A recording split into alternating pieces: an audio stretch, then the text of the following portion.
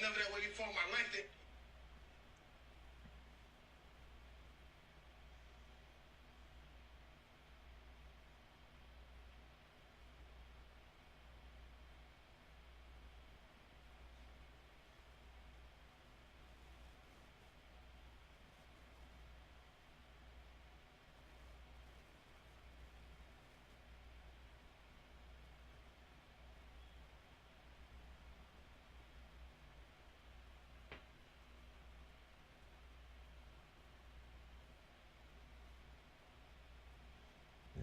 I hooked it up on YouTube. I fell asleep so early. Oh, what time it was? I woke up. It was like 12 something. So I'm like, it's only 12. Like 12:30. I'm like, I fell asleep that early. I couldn't believe it.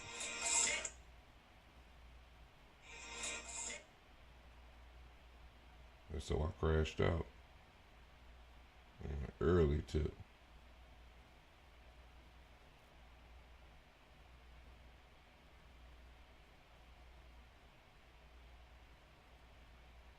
What the hell was that? You are a man. It's supposed to sound rough. What you mean you want to sound like a baddie? No. This is a different 21st now. They say now you're a baby now. But he looks like a male version of a baddie. Hi! Like, it's No, giving that. the mommies in terms of my looks. So it's cool. I Exactly. understand. Bad. This mommy's wash Quran you. I wouldn't do that. If I do that, I have to pass it to my ancestors. You wouldn't handle it. Yeah, no, I wouldn't. You've never had something foreign. You've never had something foreign. Nah, it's cool. You've never had to my something viewers, man. foreign. I'm actually like a virgin, bro. Like I'm, you know. Okay, waiting for watching that jive.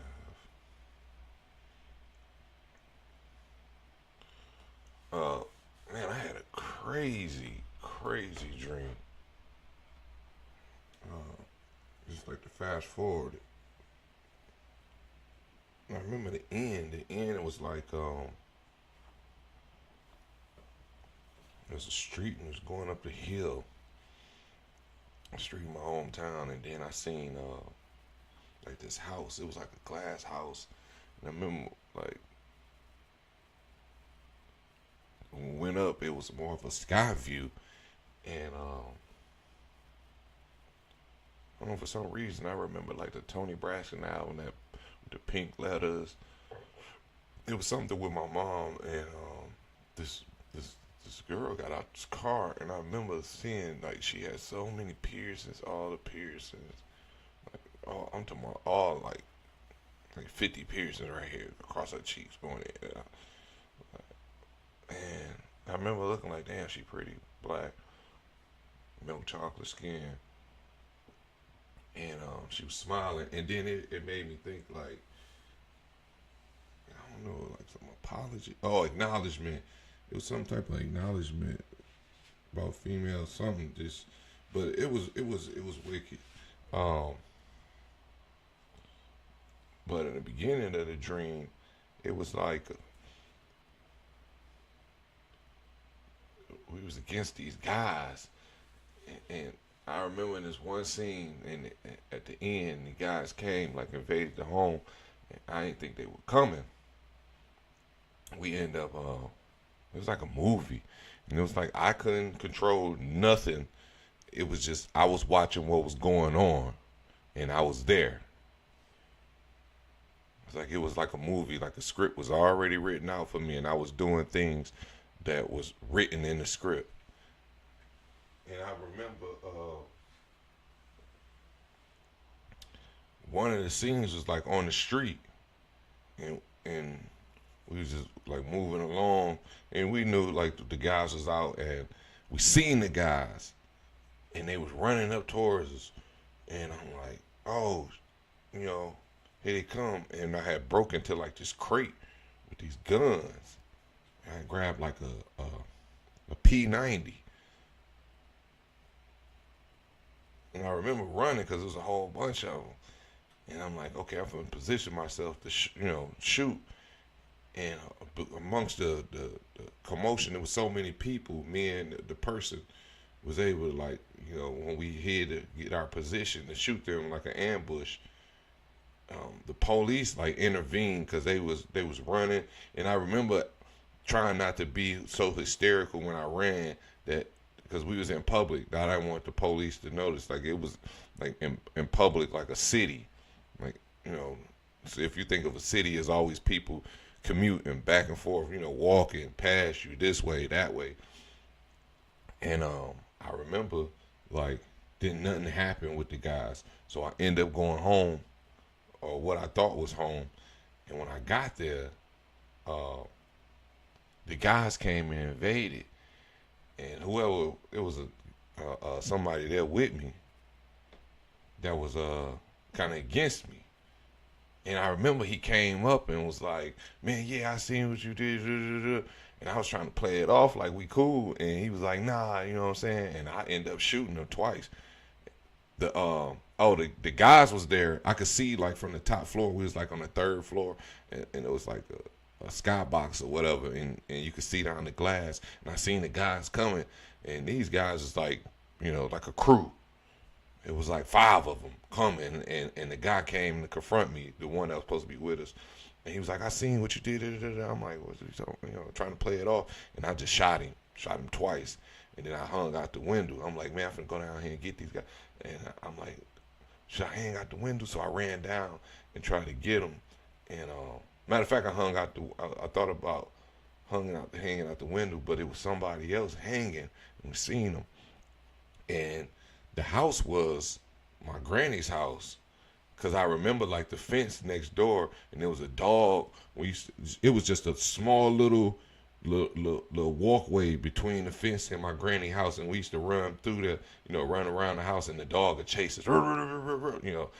It was a wooden fence and a metal fence. So when I was in the dream at the end, when I looked up and seen the other person hanging, I'm like, this is my granny's, spot.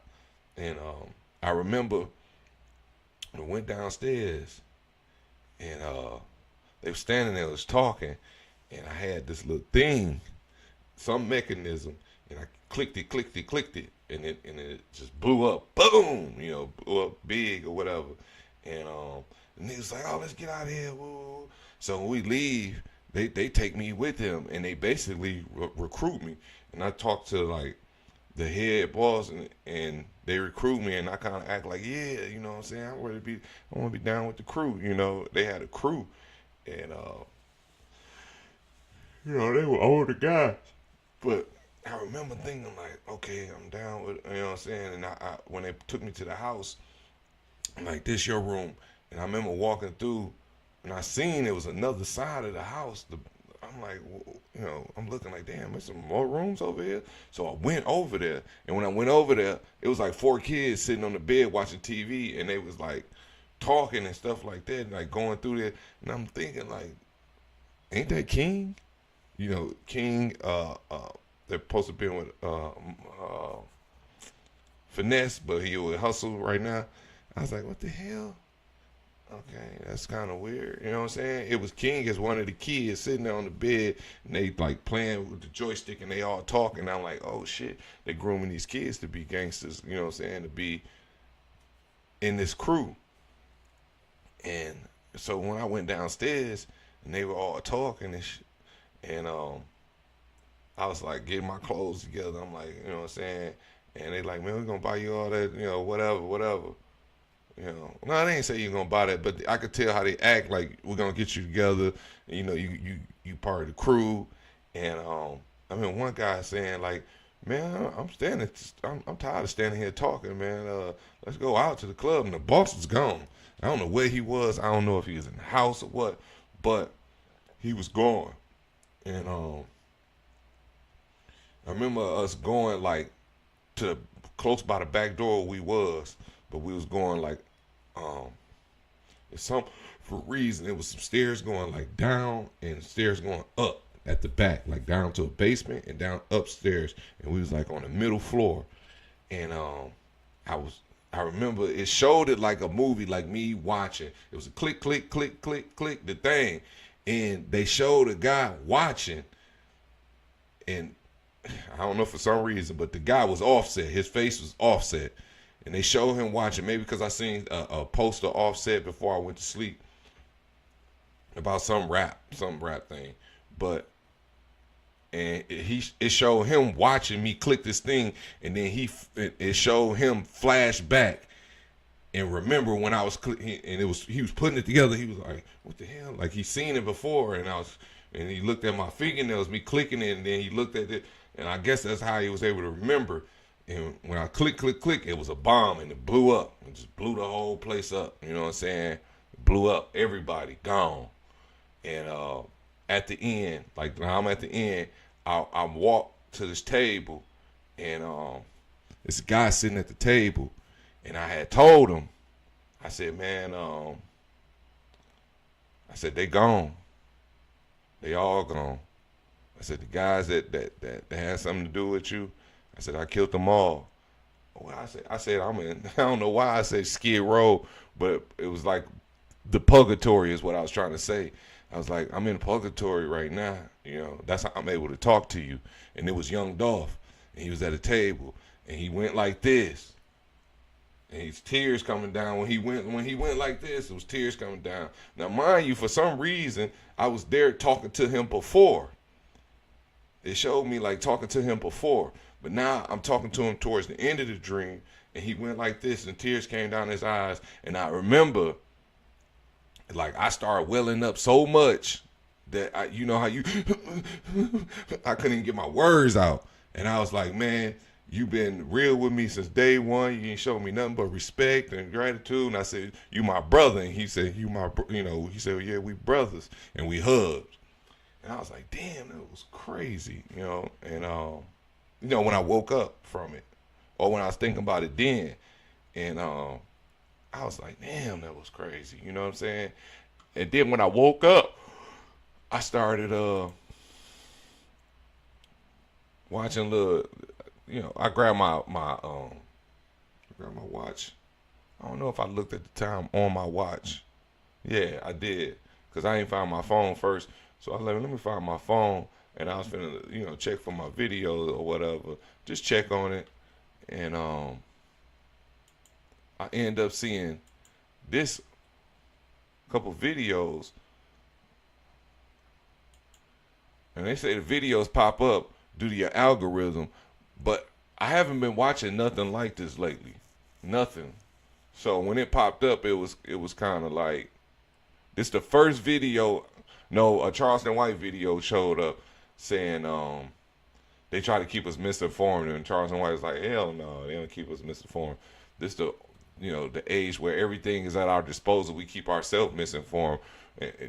They show us what we want to see by what we click on. That's our algorithm. Well, this popped up on mine right after that video. I just wanted, and it was so weird that it popped up because I just had this dream. Oh, I forgot. I'm having some type of difficulty with the volume on Facebook, and I don't know why.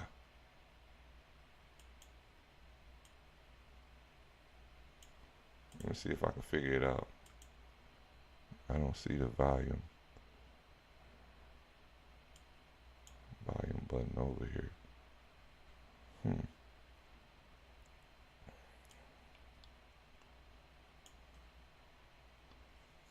don't know why. What's up with the volume on here?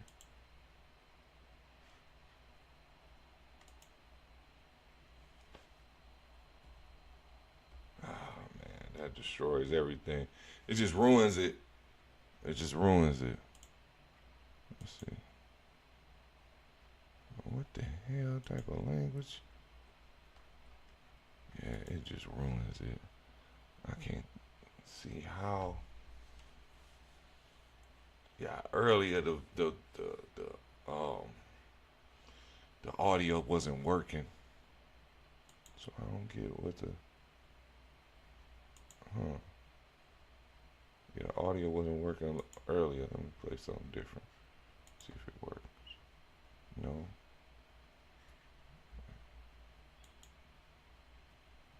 Oh, that ain't.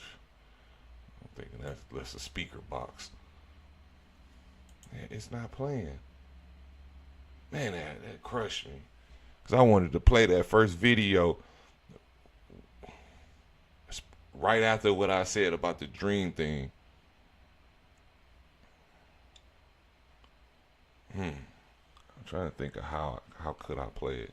Can I look for it? Let's see if I see any names. Okay.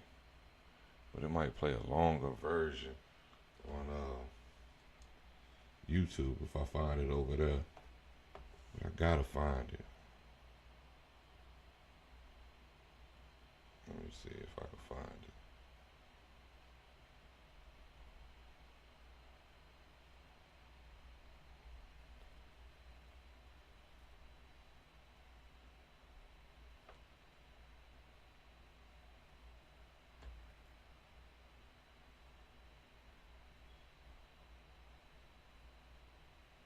Here, I found it. Let's go to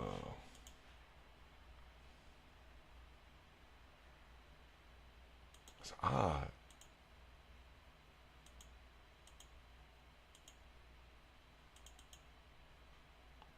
Very odd that it won't like an audio of Facebook. I spelled it wrong. Wait, okay, I did spell it wrong. I spelled a whole bunch of other stuff with it.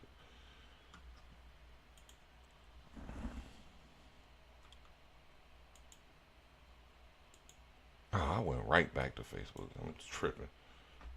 That's why I'm spelling wrong. I'm supposed to went there. Supposed to went here.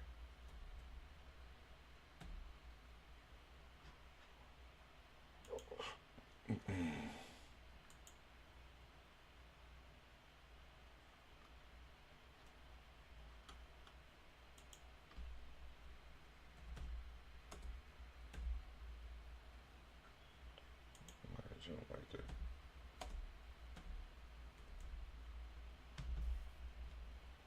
Make sure I spell his name right.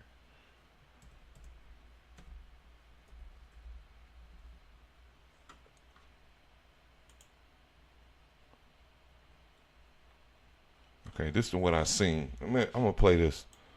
You shapeshift every night. Every night we go to sleep, and nobody questions where do we go. I've often asked, do you punch a ticket? Do you have a transfer? What vehicle do you use? How much fuel does it take? And where do you go? Everybody on earth that has a soul sleeps, unless you're very refined, and even then you may sleep at least once a month. Sleep merely means that your body can no longer hold the soul because it's run out of energy. And the body becomes so despicably horrible to the soul that until it cleans up itself, the soul leaves. So each night you die. You will die every 3 days, or you will die standing up. People go to sleep standing up. People had guard duty, just going to, they'll tell people they're still there. But you have to go to sleep because the energy in your body is not strong enough to maintain you. So you have to get out so the body can renew itself. You, as a soul, go out and receive some energy, jump back into the body, and then you go. Now, if that is the case, then you have to ask, what trip did you take? Where did you go? What is the action? And what is the reaction? That is another whole case of study. But I simply say, each night we die. So death is only death when it's final for what we think. That part grabbed my attention right there when he said, death, like we die all the time until it's final. It's final. When we die each night, we're going to be reborn.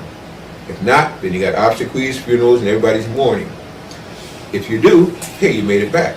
But sometimes we get back with trace memories. We have a dream. I said, oh, I had a REM state and a rapid eye. It's the whole reason why I'm playing this. Because after that dream, when I watched this and he said said this part right here, I was like, okay, I gotta save this and I gotta reflect a little bit.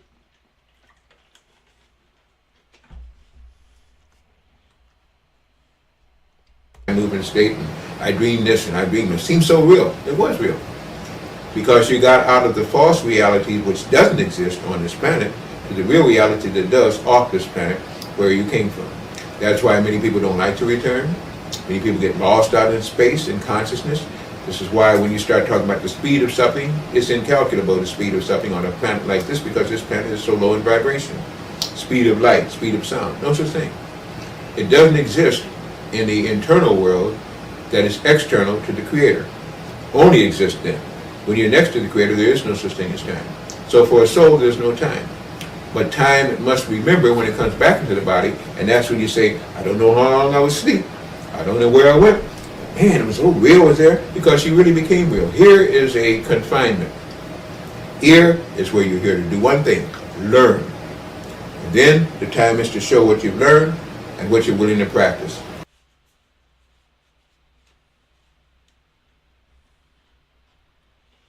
The first one I watched, it wasn't as long or as in, so what is it is in depth in that. But I just wanted to show that because I seen that and I was like, man, that's odd. For me to have that dream and then wake up to that. I know people, hey, it was on my mind. Well, that's your algorithm. You watch stuff like that. So a lot of things that's on your mind is going to pop up in your feed. And these are things that you done watched before. So that was on your mind before. Maybe it's weighing heavy on you around this time. But yeah, that's on your mind.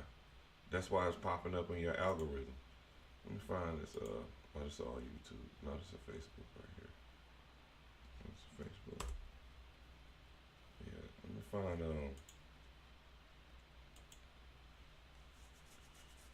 it's killing me that it ain't playing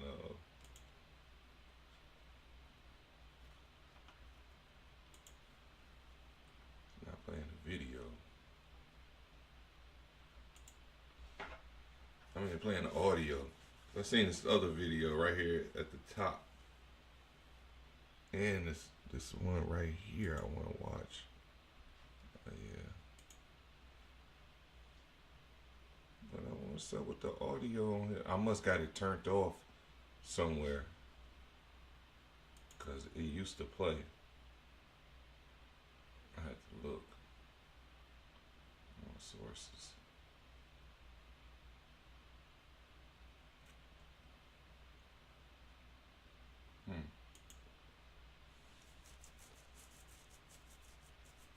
It's kind of odd that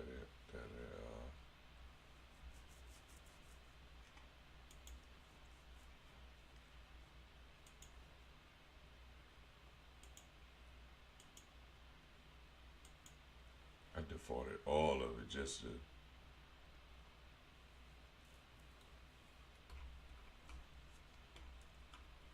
I don't know, I'll figure it out another time. Right now, I can't figure it out what it is that has the Facebook thing jammed up to where I can't play the audio. I don't want to really take the time to look for it. Cause it's I could tell it's not gonna be in on Facebook. I had to find it over here in the settings, and not Facebook settings. It's gonna be like in my laptop settings or the desk. I don't know if it's desktop. Let me see. Yeah, I got a couple videos. It kind of ruins it. Some of the videos I wanted to play. And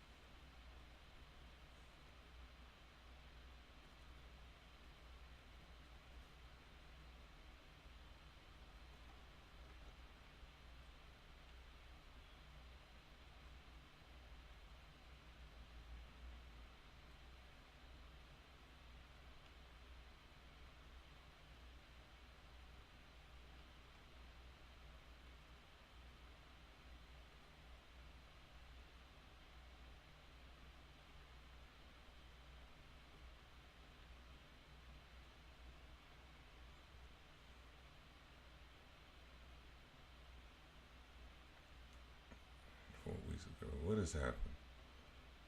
I'm trying to see it. Don't I know this this place?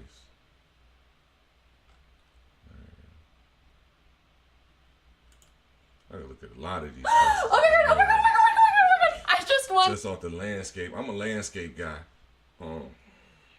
I rarely look at street signs to know my way.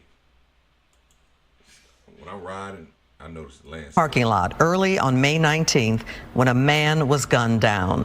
Dallas police hope this video released today will help find his killer. Good evening, I'm Clarice Tinsley. Police have no leads and only one clue, video of a car that carried the shooter. Fox 4 Sean Rabb has that video in this week's Trackdown. We are in the 2000 block of West Northwest Highway at Newkirk, where a homicide happened May 19th. This is Detective Ronald Kramer, Dallas Police Homicide. What happened here, Detective? On the night of May the 19th, approximately 2:45 in the morning, the victim, Jamal Cooksey, was in this parking lot where he had met with some friends. They had come from a club down the street and met up down here. Okay. While he was here standing in this parking lot with a friend, he was shot one time from a distance. We know from the video that the parking lot here at the time of the offense. Northwest Junction. I do not know where that's at.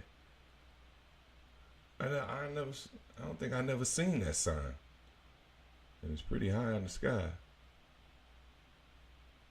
I wonder, is that by that game room? Right across from the Buzzing Inn. The Buzzing Inn is a hotel. I want to say that's, you know what, I'm going to ride out there tomorrow just to see when I go to this car shop. Because it's the car shop is on Webb Chapel. It's not too far from Northwest Highway. And that's what that looked like. That plaza, how it is, it looked like, matter of fact, because it's on Northwest Highway. Northwest Highway ain't got a lot of plazas that look like that. When you coming down by 35. The Buzzard, I just don't recognize this sign. But that looked like it's crossed from the Buzzard Inn. The Buzzing Inn is a hotel, the hotel that some pimp, he barricaded himself in a hotel room, and then like 2 days later, Sauce Walker shot a video at backtrack. The police, Dallas PD, were blasting a Sauce Walker song while they was in the parking lot.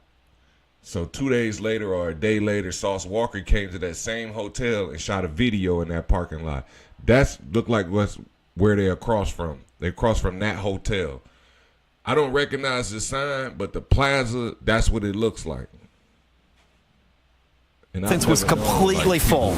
Cars, pedestrians, everyone here going to a club that used to be located here. This after hours club. You have video?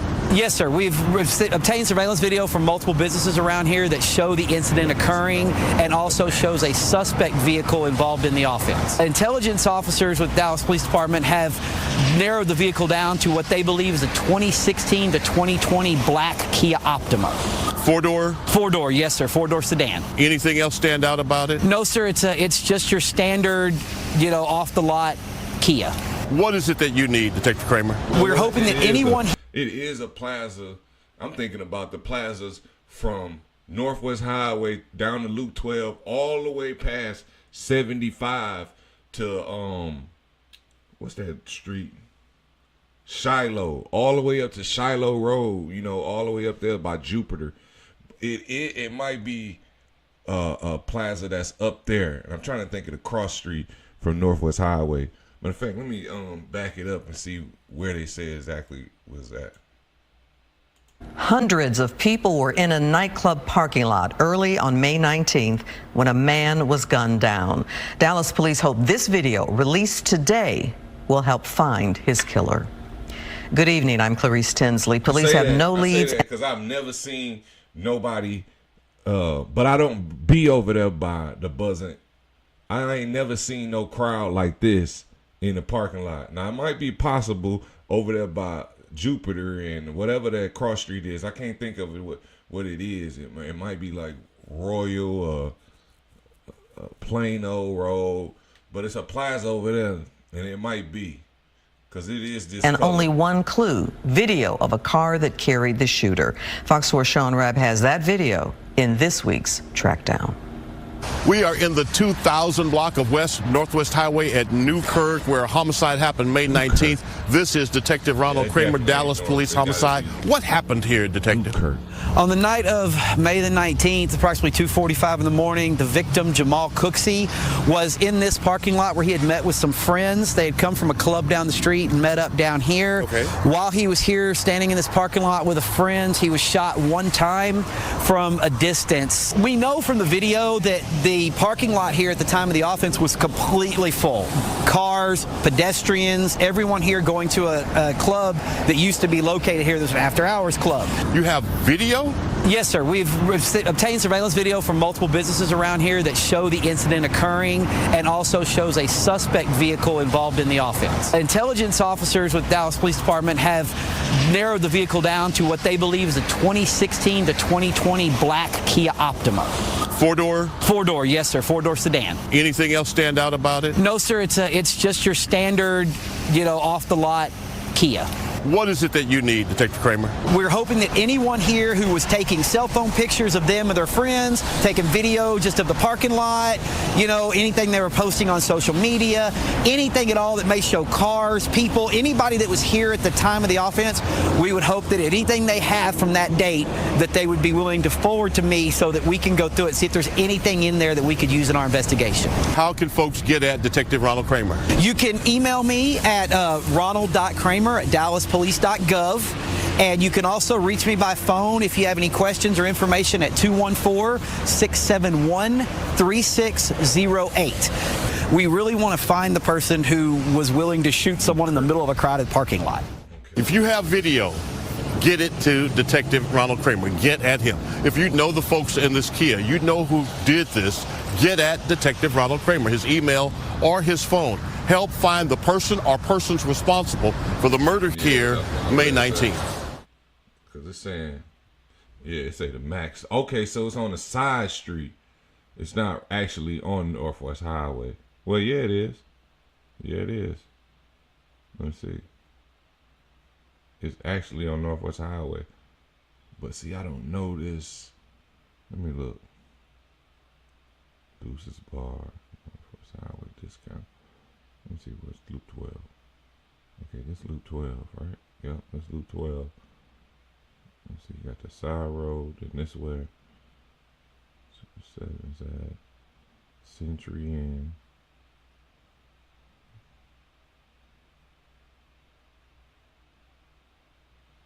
This is the first, so it's past where the buzzing in is. It's kind of over there, but it's past it. And wait, the buzzing should be right here. No, the buzzing should be about right here. So it's like before you get it, but it's in that area. So it's down there. Okay. So it is that I was right. It's that plaza that's right across from it's not right across, but it's over there in that area.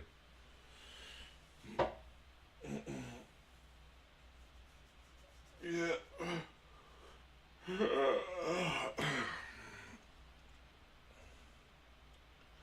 Dude, don't look familiar. He don't look familiar to me. Him right here. Yeah, he don't look familiar. He got a familiar looking kind of face, but I don't know him. I could tell.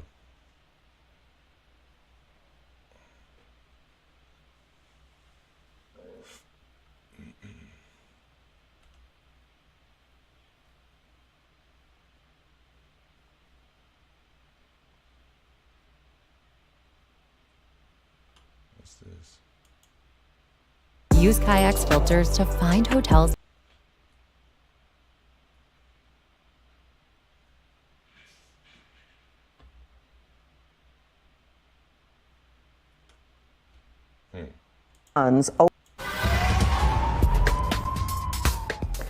Dallas police hope someone can help identify two cars where people with guns opened fire on three men standing in front of a crowded convenience store early Sunday morning. The two people who were shot survived. Detectives have turned to our viewers and Fox 4's Sean Rabb. Here's this week's Track Down. I am at the racetrack at 2506 Inwood and Maple. With me is Detective Darren Birch from Dallas Police Assaults. Detective, what happened here just this Sunday morning, this weekend? Totally different. I know exactly where that gas station at. It's at Inwood and Maple. It'd be a lot of homeless hanging out around that one. A lot of homeless. So we had a shooting that happened. Suspect vehicles parked at the pump, and our victims were sitting here talking right in front of the store, and they started opening fire on them. What kind of street right there? It's give them a plug. 9 Rounds. I used to go to this fitness thing called 9 Rounds at that plaza right there. That plaza has an upstairs and downstairs. There's a lot of hair salons and stuff like that. Females be going on.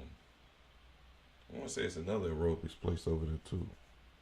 I don't know if it's karate. Suspect vehicles parked at the pump, and our victims were sitting here talking right in front of the store, and they started opening fire on them. What kind of vehicles are we talking about? One of them is going to be a white Charger, 4-door Charger, and then the one we don't know is a 4-door sedan. Looks like a gray or a black sedan. Tell me about the incident. What do we see on video? So you see our victims kind of come across the street from the shopping mall, and one of them goes in, they go buy a drink, and then they're sitting here talking.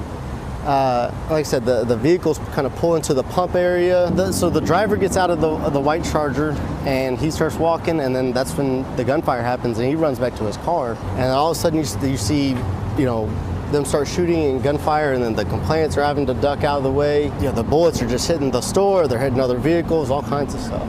You could have had innocent people shot out here. For sure. And that's one of the things that's so concerning is, there's other people walking about, there's propane tanks, there's glass windows. It's a pretty serious deal for some. Propane tanks, boy, y'all out there on the Wild Wild West around propane and gas pumps. It looked kind of strange because it looked like you talking about that second vehicle. The first guy ran back to his vehicle. Then the second vehicle, the guy was in the passenger side riding shotgun. He fled the scene. He didn't even wait. Well, that was a smart move because the car got to back up. So the car's still a target. Like, it's hard to back. You got to back up. Then, like this car in front of this white one, you can see he backed up and got out. That's one of the things that's so concerning is, there's other people walking about. There's propane tanks. There's glass windows. It's a pretty serious deal for somebody just to open gunfire. Two, 3 people shooting. Do your victims know these guys? That they had any beef with anyone? Windows. They look like the victims return fire. It's a pretty serious deal for somebody just to open gunfire. Two, 3 people shooting. Do your victims know these guys? That they had any beef with anyone? That they've told you? They haven't told us anything like that yet. With any conflict, there's sometimes maybe a backstory. We haven't got there yet. Right now, we just have, the vehicles to go off of. And that shows how difficult it is sometimes for you to do your work, doesn't it? A little bit sometimes. We kind of got to play a bunch of angles and see where we can go. And you need help from the community. Definitely. All right. How can folks reach Detective Darren Birch? They can reach me at my phone number. It's going to be 214. Okay.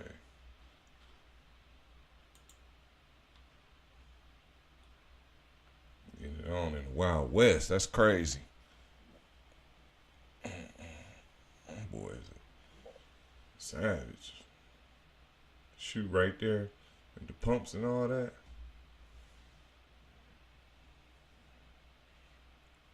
I've never seen this smoke shop killers.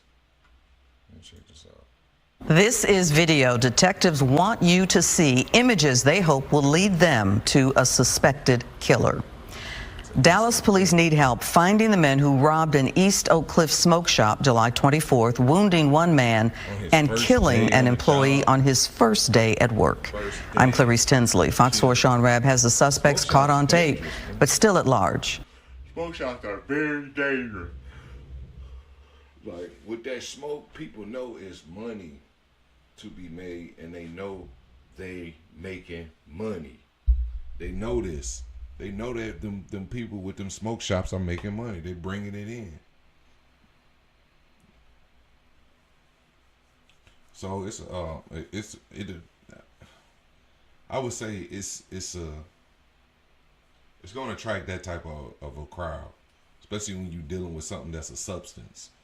You're dealing with a substance. Okay, I don't even think weed is legal in Texas, but they selling like all the paraphernalia and amenities of it, and that still brings money. Even the papers, the cigars, they got the bongs and backpacks and smell proof and smell proof packets that people distribute their product in. Like they got all the essentials, scales.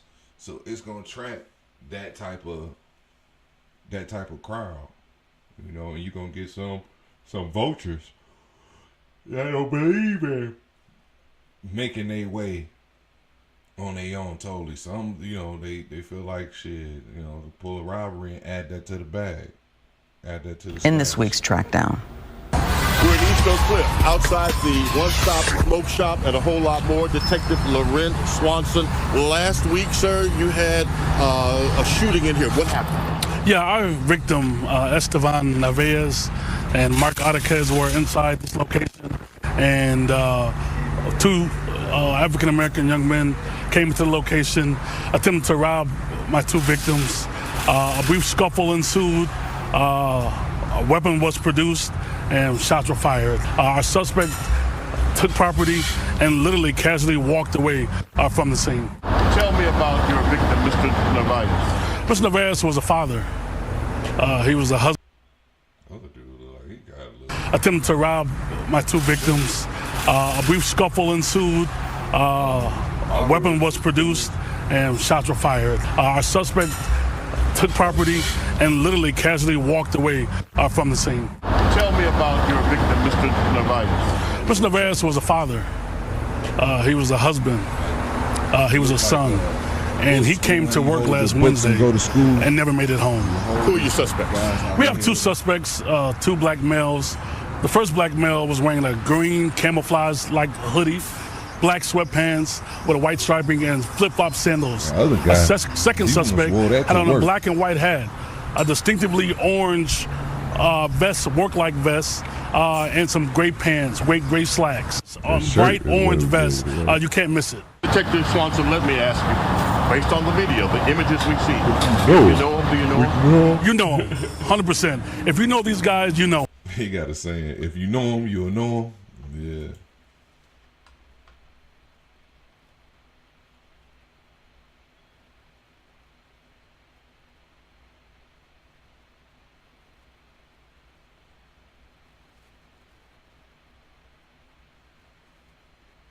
What's this? I ain't never seen this. When you can set up reliable Spectrum internet.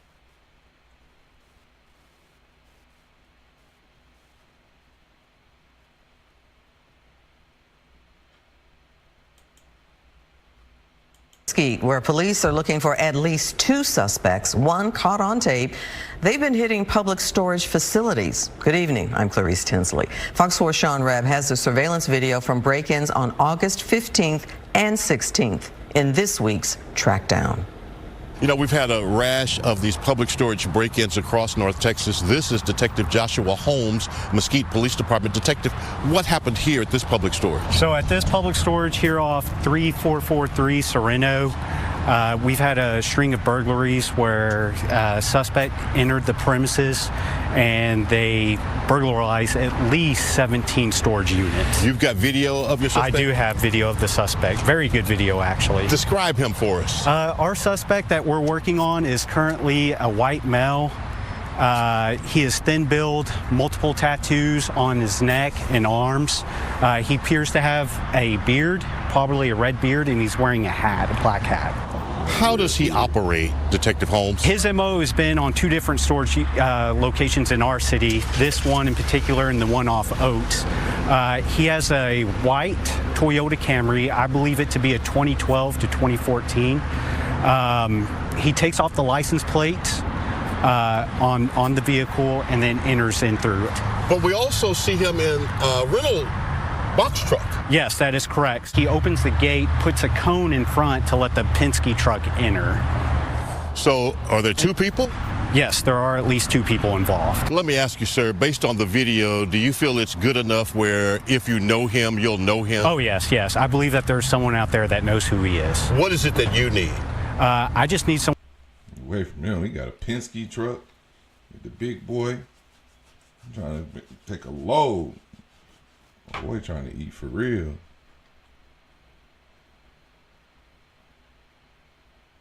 That's 3 weeks ago. Did I check out Crime of the Week? Let me see. I'm going to press this one just to get the other one. Well, prosecutors revealed that Thornburg told investigators the killings were sacrifices, and he even admitted to eating parts of the bodies. Jason Thornburg, I hope that you receive forgiveness.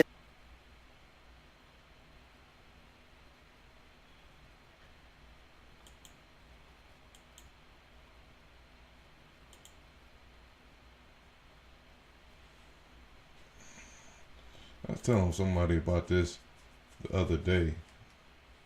I want to say it was my broad. Let's see, the following contact make it to. Let's see. I was wondering, is this guy still on the lam? This young guy. It's 7 minutes in. I mean, it's 7 minutes. So this ain't just no news cap right here. This must be the father. Let's see. Father getting sentenced. Yeah, day one in his trial. The father of the teen suspected of shooting and killing 3 teenage boys. Let me play. Day 2. So that's the trial. So I fast forward a little bit.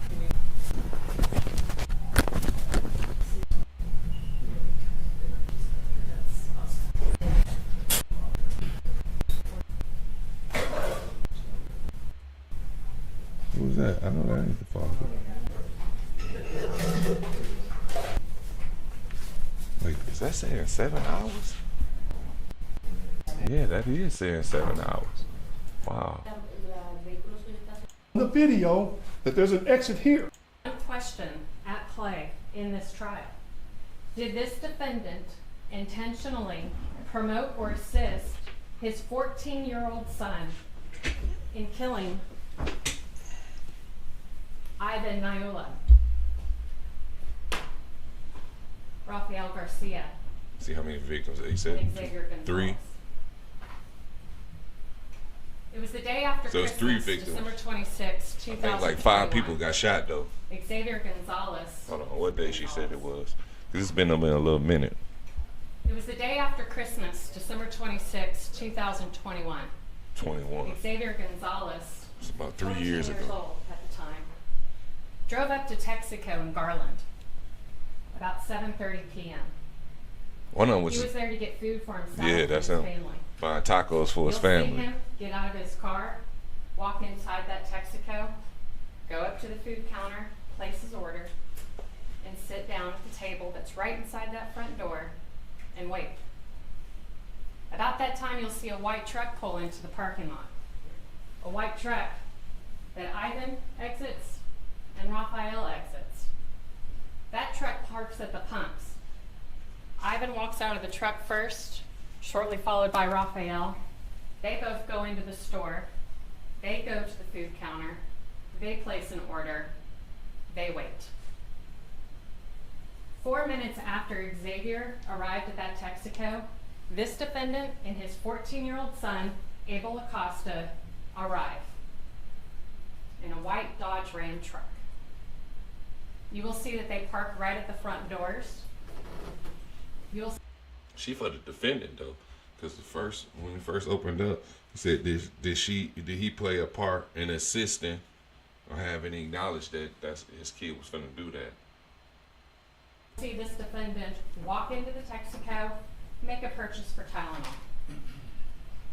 As he's at the counter, you will see Ivan and Rafael walk behind him towards the game room inside the store. Now there's another camera that's still focused on the white Dodge Ram truck where his son is sitting in the front passenger seat. And you see Abel looking out the front windshield. You see him duck a little bit beneath the dash. You see him roll down the window and look at the side rearview mirror. As his dad's walking back to the truck, Ivan and Raphael are walking back to the food counter, where Xavier is still sitting. This defendant gets in the truck, and you will see a conversation between him and his son for about 43 seconds. Actions speak louder than words. You will see both of them pointing, gesturing to the front of that store. And their vantage point is directly in front of the front door. And you will see from the other camera angles who's inside that store. Ivan, Raphael, and Xavier, right inside at the food counter. Note, the son the suspect's son,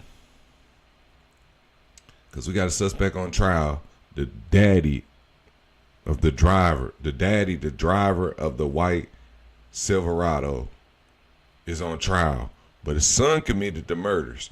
His son noted that his son, 15 at the time, is still on the run to this day. That's the whole reason why. You won't hear the conversation between dad and son. Like, that's one of the biggest reasons why I'm so tapped into this. Pay attention to what Abel's wearing.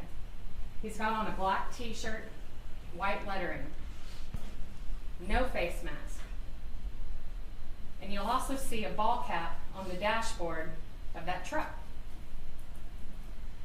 Dad backs up, and instead of leaving the Texaco after making his purchase, he pulls back around to the gas pumps, right next to and behind the truck that Ivan and Raphael arrived in. And they sit there for about 42 seconds. Actions speak louder than words. He getting cooked. Eventually, they slowly pull back around to the front of that store. And here's what you see. You see a change in his son's appearance. His son, who is sitting inches from his dad inside that truck. He no longer is wearing his t-shirt. He now has a mask on his face. And that hat that was on the dash is now on his head. And when they pull around, they don't park. He sits right in front of that door. Driver's side is the one that's closest to the front door of that Texaco. And they sit for another 42 seconds. Actions speak louder than words. She keeps saying that. And then you see Abel get out of the front passenger, creep around the back of the truck, creep up to that front door, while Ivan, Raphael, and Xavier are sitting right inside that front door. Xavier's sitting, Raphael and Ivan are standing. You'll see it. You'll see Abel grab open that door, and with no shirt on, a mask, a hat, firearm, a gun with an extended clip, it takes 9 seconds for him to fire 20 rounds, shooting and killing those 3 kids and injuring another. All the while, this defendant has his foot on the brake, the truck in drive, waiting. Actions speak louder than words. Abel runs back to that truck, to the back passenger, driver's side, grabs open that door, starts to get in. Before the door is even shut, this defendant's taken off. Actions speak louder than words. You're going to hear from Garland detectives who investigated this case, who arrived at the scene, who saw the surveillance video. They knew they had 2 suspects, the shooter and the driver of the truck. They worked for hours. Their goal was to identify those 2 people. Several hours later, into the next day, December 27th, late afternoon, early evening, Detective Shute, lead detective, he hears Abel Acosta's name for the first time. About that time, this defendant is walking in to the Garland detention lobby. He speaks to some officers. He says he's there because he sees himself on the news. His tattoos, his face, the truck. Wanted to know what that was about. That was about 5:30, December 27th, just under 24 hours of the shooting. He is then arrested and booked in for capital murder at 6:30 p.m. on December. I wonder, I never thought about this. I never thought about this. But I wonder, how did he react? Because it's obvious, like, he taking the position he had no knowledge that his son shot, or was either it's, I didn't have no knowledge that he was going to do that, or I didn't have no knowledge that he did that. And I want to say that he probably went the route, I think he went the route he didn't know he was going to do that. But if he went the route, I didn't have no knowledge that he did that, how did he react when he heard the shots? Either or. I didn't know that he was going to do that. I didn't know that he did that. How did he react when the shots started? Like, did he duck down? Did he start to put the car in reverse and get up out of there? How did he react? December 27th. Ladies and gentlemen, everything you need to convict this defendant of capital murder is going to be in that video that you watch. But the detectives continued their investigation. You are going to see other evidence that corroborates everything that you see in that video. There were search warrants done for cell phones, cell phone data location from this defendant, his son, Abel, and Abel's mother, Adelaide Dean, defendant's wife. You're going to learn the location of those three devices before, during, and after. You're going to hear that when defendant tells the officers that he wanted to know why he saw himself on the TV, he tells them where his truck is located, that white Dodge Ram. Officer sees it, search warrant, you'll see the condition of that truck. Items seized out of that truck, one of them being a gun. There were fingerprints dusted for and lifted, both at the Texaco and on the truck. You're going to hear from a fingerprint analyst who will tell you what prints were lifted and what matched. December 28th, early hours. The detectives are still investigating. They still have the shooter. They do search warrants on Rosewood Hills address, where Mom and Abel lived, and a Trinidad address where Dad lived. Okay, let's fast And forward. they're Tell us what we gonna see, Oh. I think they One of his friends calls him, I that. think it's Keith Wright, or texts him. Okay, And, so that's hey, the daddy. I just saw your picture on the social media, and sends him the picture. They want to talk to you about this shooting at the Texaco. The police are looking for you. You need to go turn yourself in and talk to the police. Because at that point, the chief of police had just, at 3:30, he saw his text when his friend sent him a text.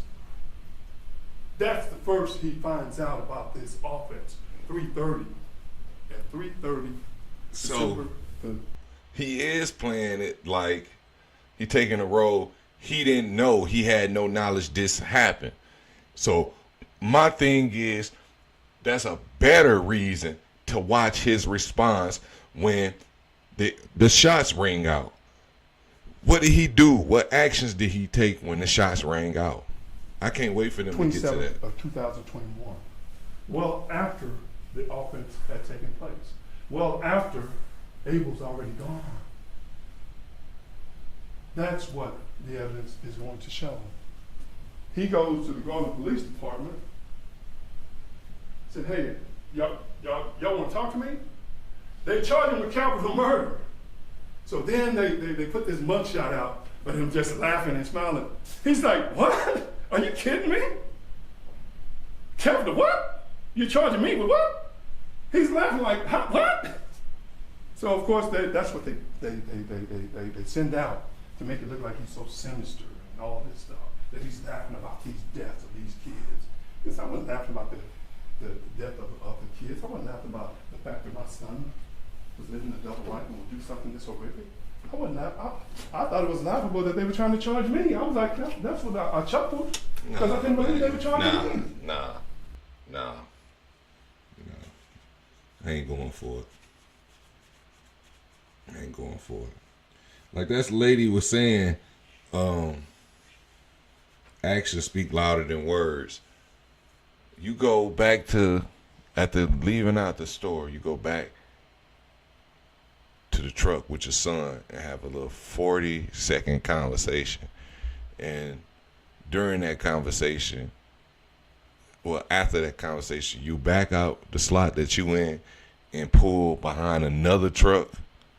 Why didn't you just leave?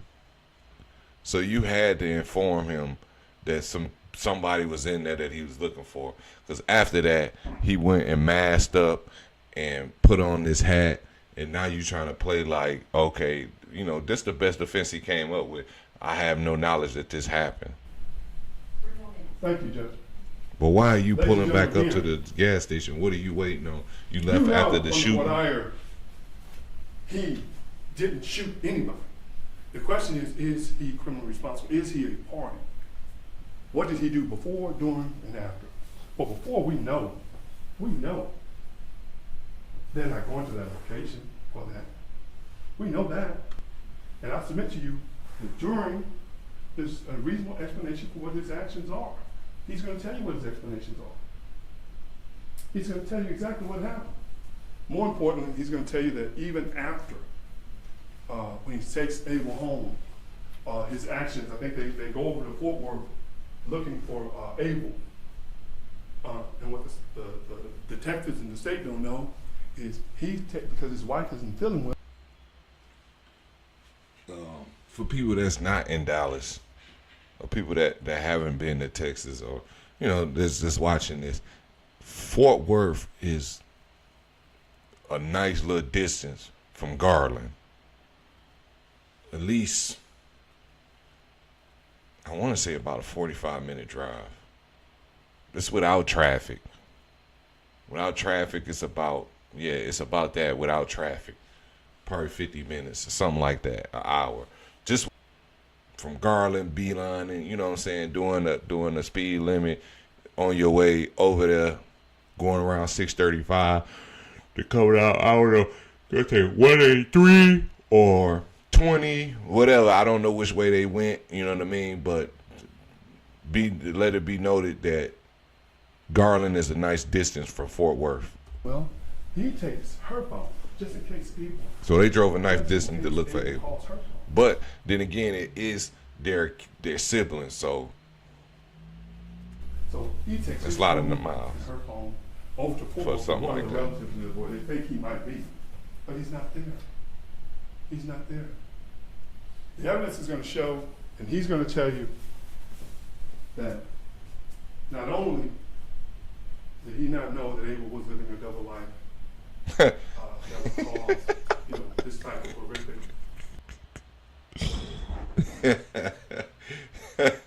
He said he didn't know his son was living a double life.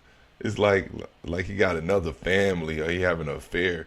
He living a double life. Okay, he a good kid around y'all, but then the double life is he's a gangbanger, like after school, you know, when he's not around his parents. Offense, but he did not know and did not see his son firing into that store because his attention was diverted, listening to the Cowboy game and wondering if they were going to confront him about his new car.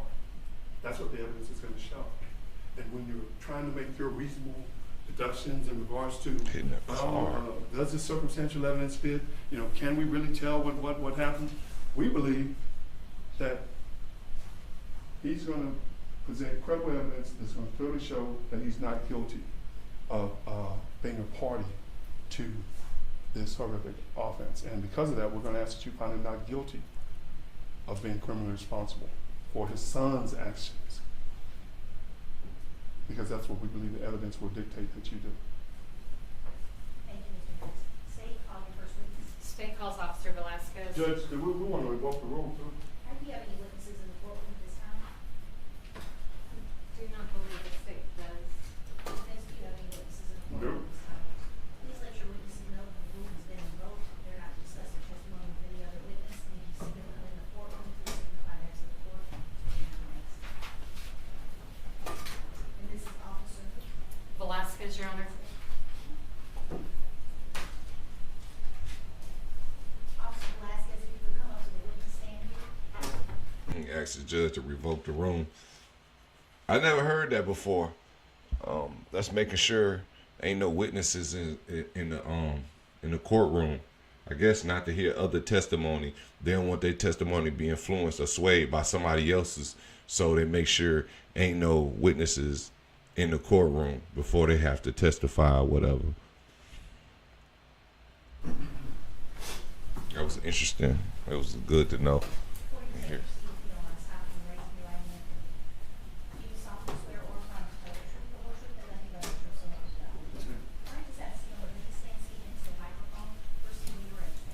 Thank you, Your Honor. You got a nice suit. Good morning. Good morning. Can I It's get you to three-piece. state your full name for the record, please? Yes, my name is Byron Giovanni Velasquez. And can you spell your first and last name for the court reporter? First name is Byron, B-Y-R-O-N. Last name is Velasquez, B-E-L-A-S-Q-U-E-Z. And Officer Velasquez, tell the jury what police department you work for. I work for Garland Police Department. How long have you been with Garland Police Department? I've been with Garland for about 3 years. And what did you do before that? I was in the United States Marine Corps and worked at the post office. Okay, and what do you currently do for Garland Police Department? So right now I'm a neighborhood police officer, it's a specialized unit, and I'm a part of the SWAT team. I'm sorry? For Garland. Okay, back December 26, 2021, what was your role for the police department then? I was a part of the patrol division, working deep nights at the time. And as part of the patrol division, are you in a police uniform? Yes, ma'am. Are you in a marked squad car? Yes, ma'am. And what are your primary responsibilities as a patrol officer? So my primary duties are to answer calls that are pending, and basically go call to call.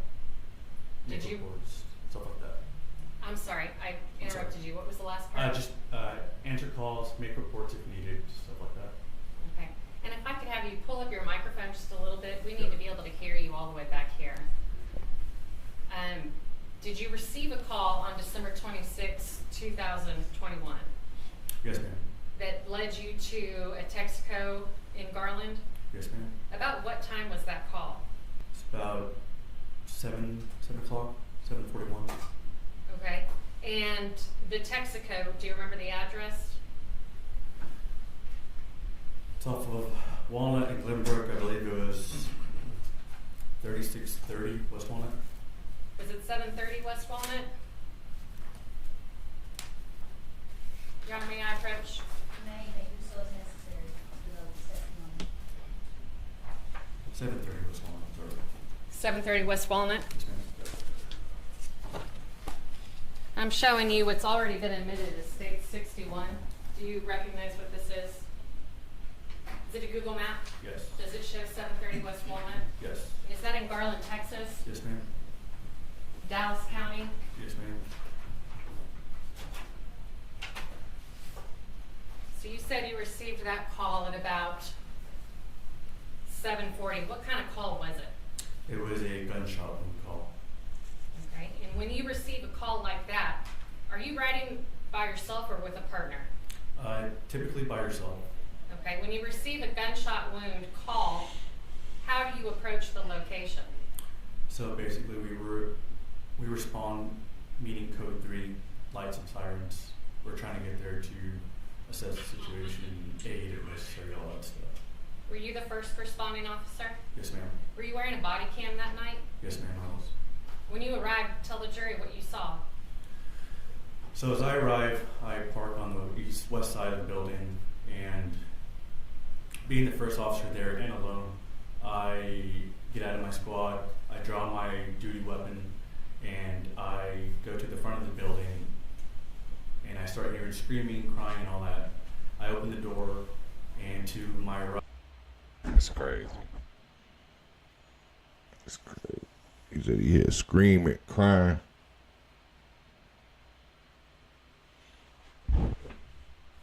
So he must don't work for Garland no more, the way they saying it.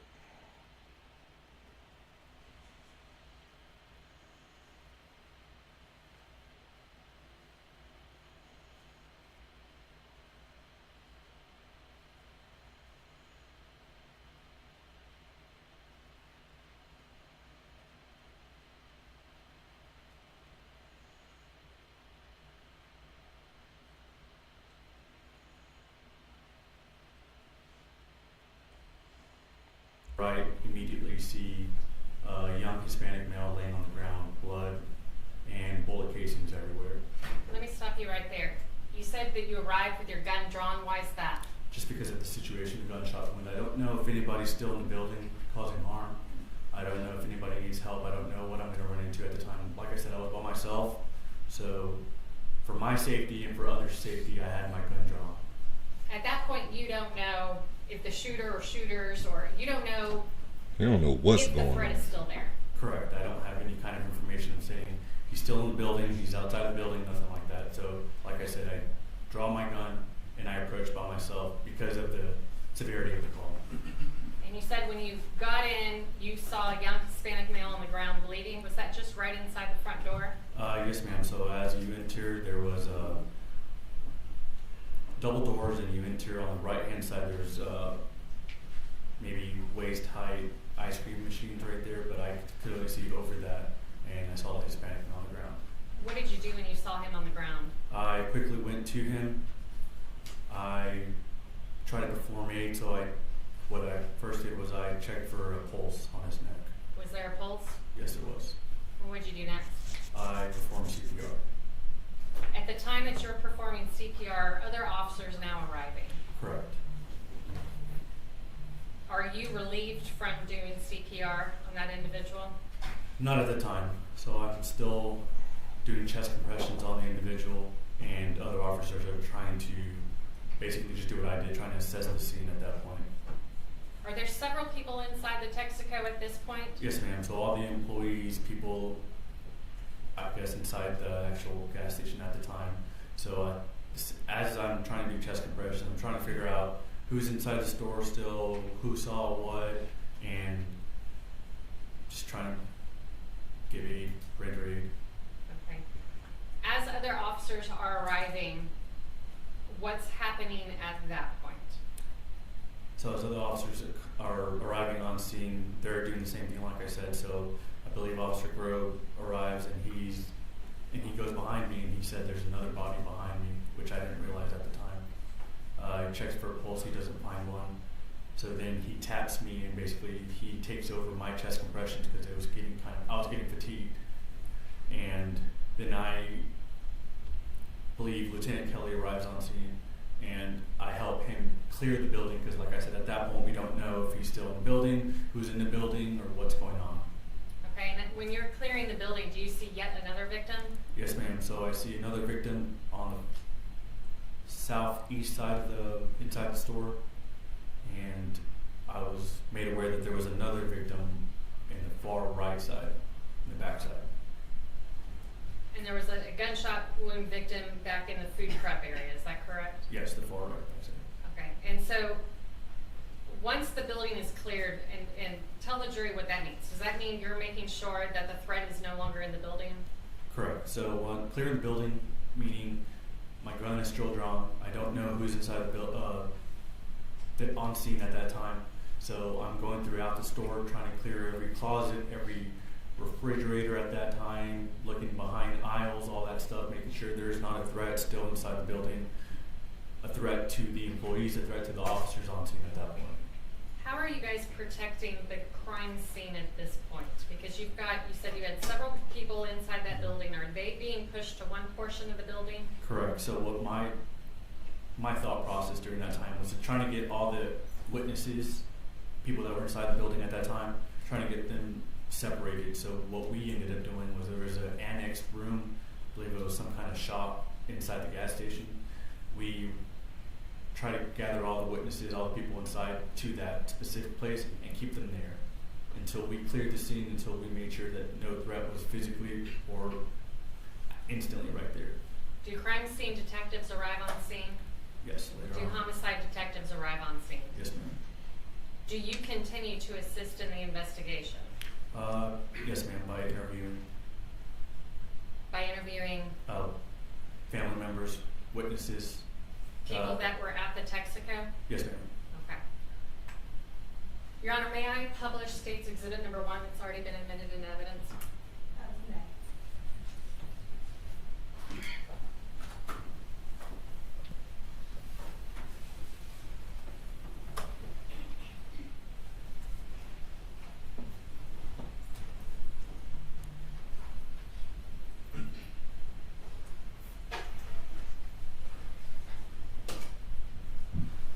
Officer, you and I have met before, correct? Yes, ma'am. And I showed you State's Exhibit number 1. This contains your body cam footage, a portion of your body cam footage. Yes, ma'am.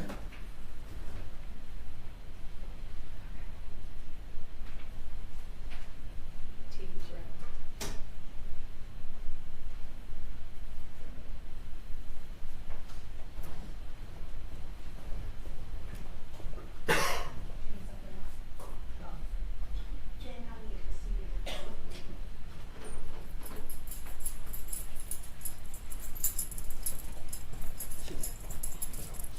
Mm-hmm.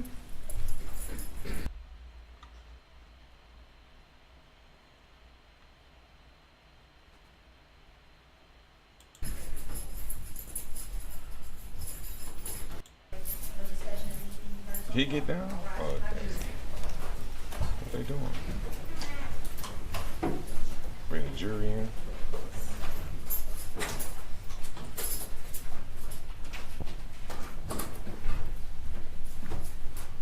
They ain't gonna show the jury on camera.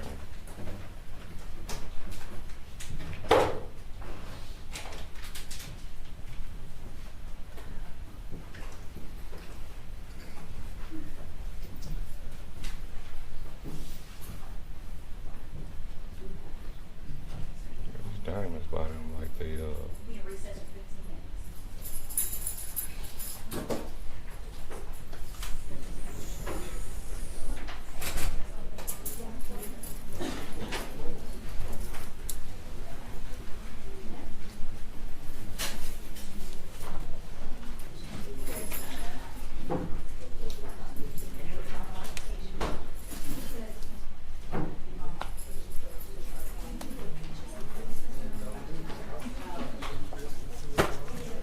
They must be doing me like this because I just now downloaded it. I've been had it. I just deleted it, which I shouldn't have.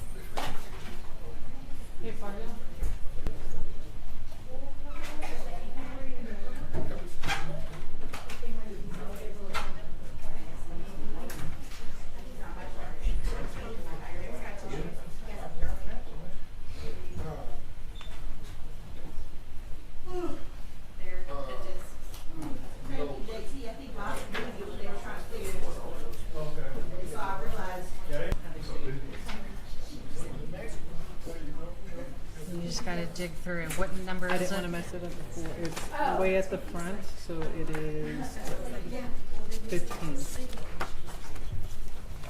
I don't know where this came from. What is this stack?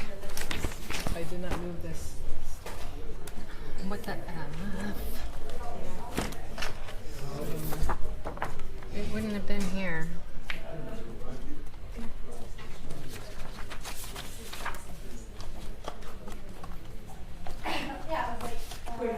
We're missing one of our exhibits.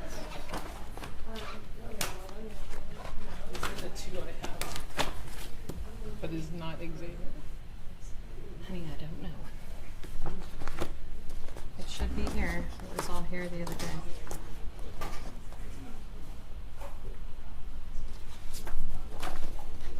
I'm going to restroom.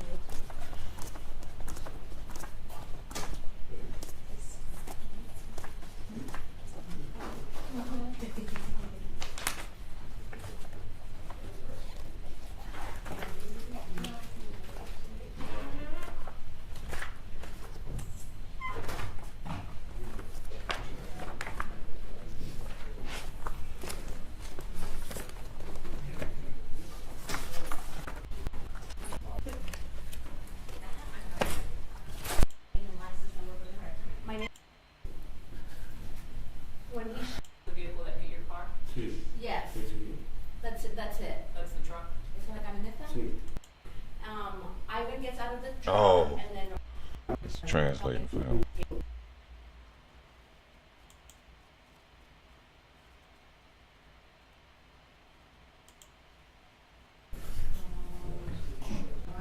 Yes, ma'am. There it's not. Okay.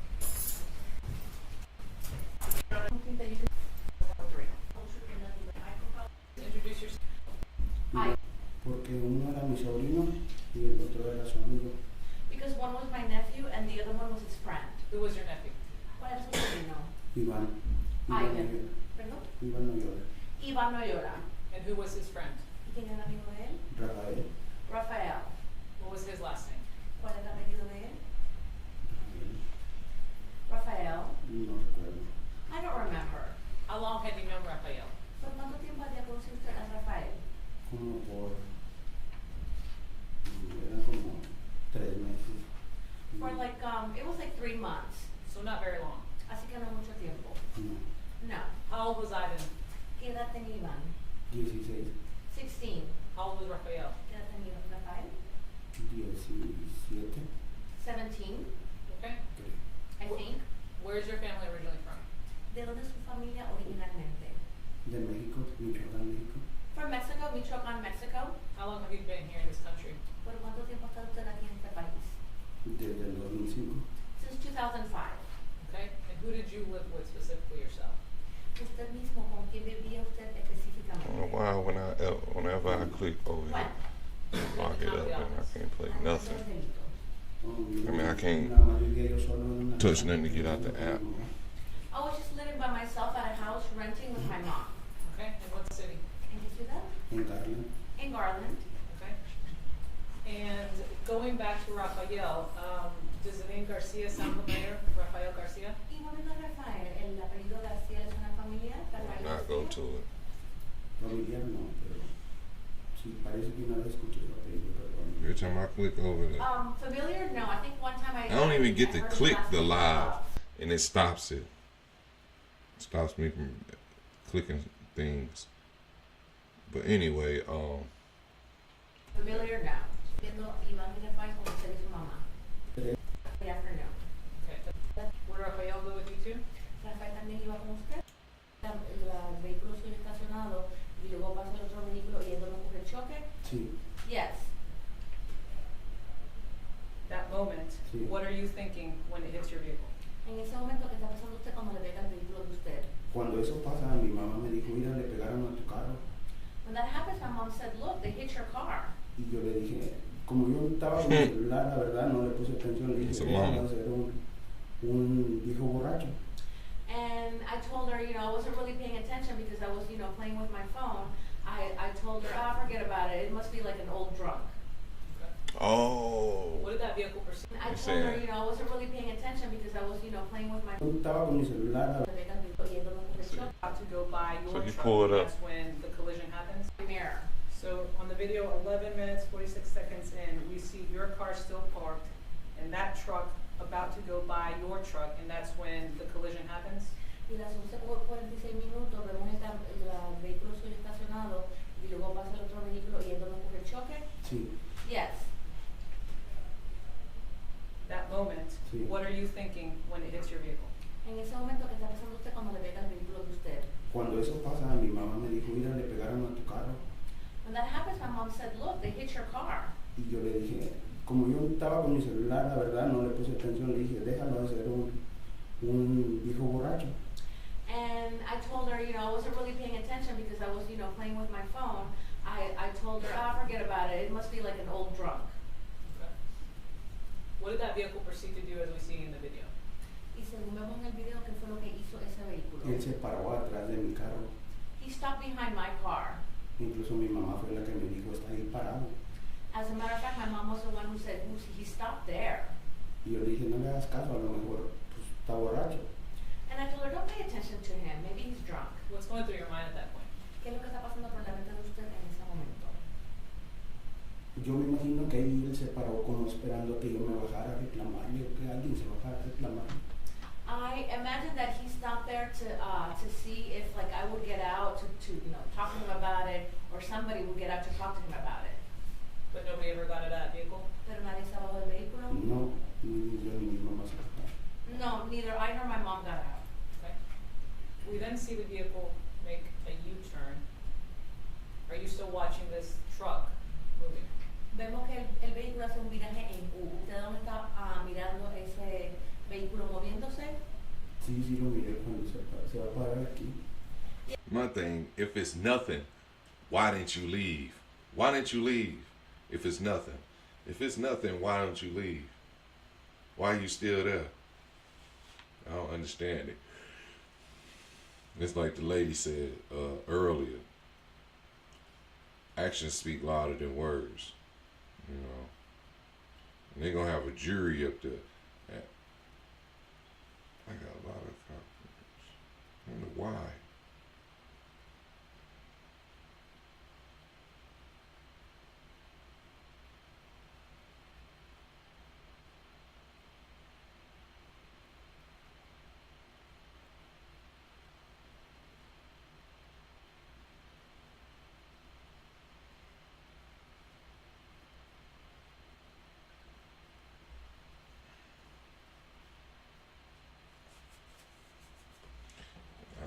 I just think it's like she said, actions speak louder than words.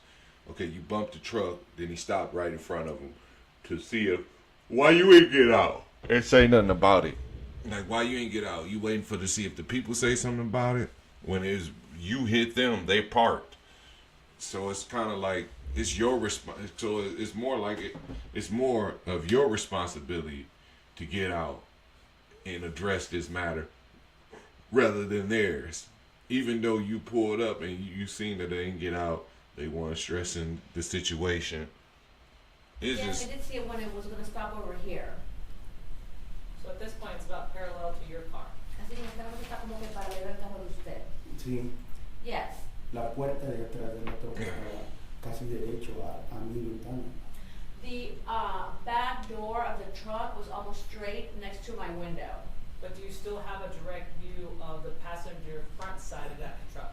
Usted no puede ver directamente al lado del pasajero delantero. well, no, because you still see in the Yes. truck. Tell the jury what happens next. Dígale al jurado qué pasó después. Cuando yo veo que se para allí esa troca, yo seguí con mi celular, mi mirada. When I see that the truck stops there, I kept with my phone. I like lowered my gaze. Y después regresé a la mirada fue cuando me llamó la atención de que se bajó de la troca el que le disparó. And then I looked back again when I saw that the one who shot him got out of the truck. Él se bajó muy rápido, todo pasó muy rápido realmente. He got out really fast. Everything happened really fast, actually. What's going through your mind when you see this individual get out of that truck? ¿Qué es lo que está pasando por la mente de usted cuando I didn't think nothing of it. de la camioneta? Cuando yo lo veo que se baja, yo no pensaba que les iba a disparar. When I see that he gets out, I didn't think that he was going to shoot them. Yo pensé que He didn't think nothing of it when he seen, especially when he see him get out. It's a kid, but then he said he got out fast.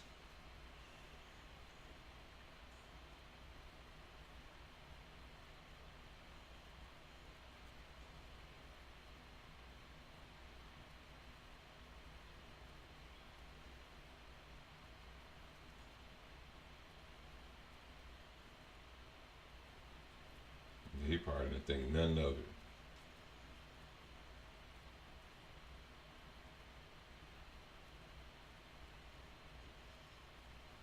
Let's see what he said. Una broma, se iba escondiendo como de alguien que iba a salir de la tienda y lo iba a espantar al momento de salir. I thought that he was going to do like a prank because I saw that he was like hiding, like hiding from somebody that was going to exit the store. Describe to the jury what exactly he was doing as soon as he got out of that truck. Descríbele para el jurado exactamente qué estaba haciendo él cuando él se bajó de la camioneta. Cuando él se baja muy rápido, pero muy sigiloso, como escondiéndose, y se fue del lado de la tienda pegado, agachado. He gets out really fast, but he's like trying to be stealth, because he's like close to the store, but like crouching down. Does it look like he's hiding from someone? Parece que se está escondiendo de alguien. Sí, se estaba escondiendo de alguien, por eso, como le digo, yo no pensé que iba a hacer eso, yo pensé que él iba. Yes, he was hiding from somebody, but that's why I said I didn't think that he was going to do that. I thought that he was going to. Y cuando abrió la puerta fue cuando empezó a disparar. He said he's looking stealth, like he in stealth mode, like he invisible, trying not to be seen.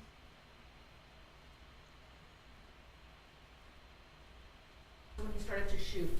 Okay. What went through your mind as soon as you heard and you saw those gunshots going into that store? ¿Qué pasó por la mente de usted cuando usted escuchó esos disparos al interior de la tienda? Al momento que él dispara, yo le digo a mi mamá, solo When he shoots, I just tell my mom el nombre de Iván. Ivan's name.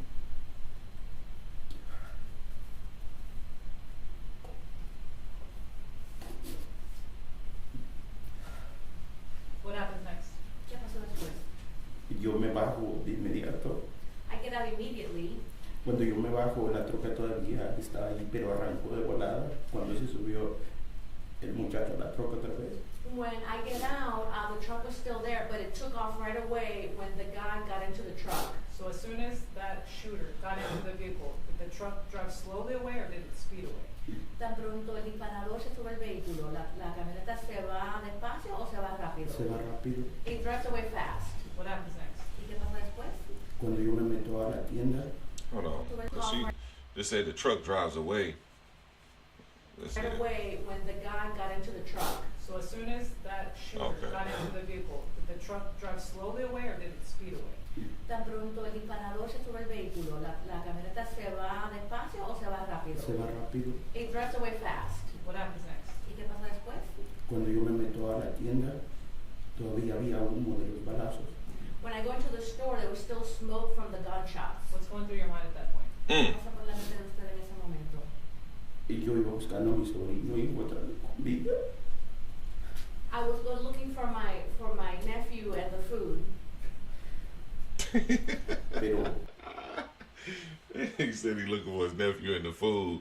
Like, yeah, we sent him in there to get some food, so we like, shit, dog gonna merge with the food, after the gun smoke, cause it is a great chance, even from close range, a person shooting at you, cause the trajectory of the bullet, when it fired, the recoil, it might make them, go off balance and miss.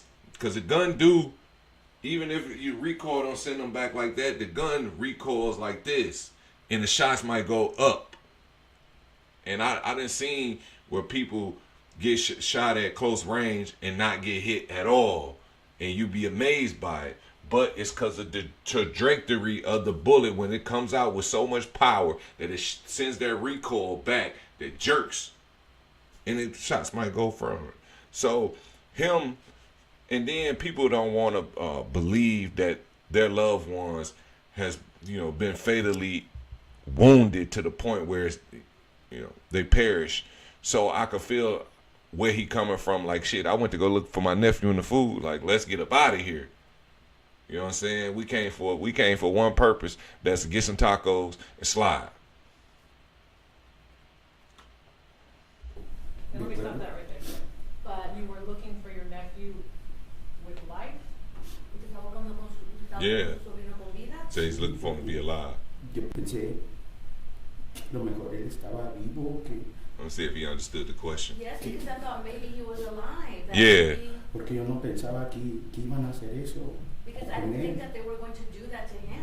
Right. At what point did you find your nephew? ¿En qué momento encuentra usted a su hijo usted?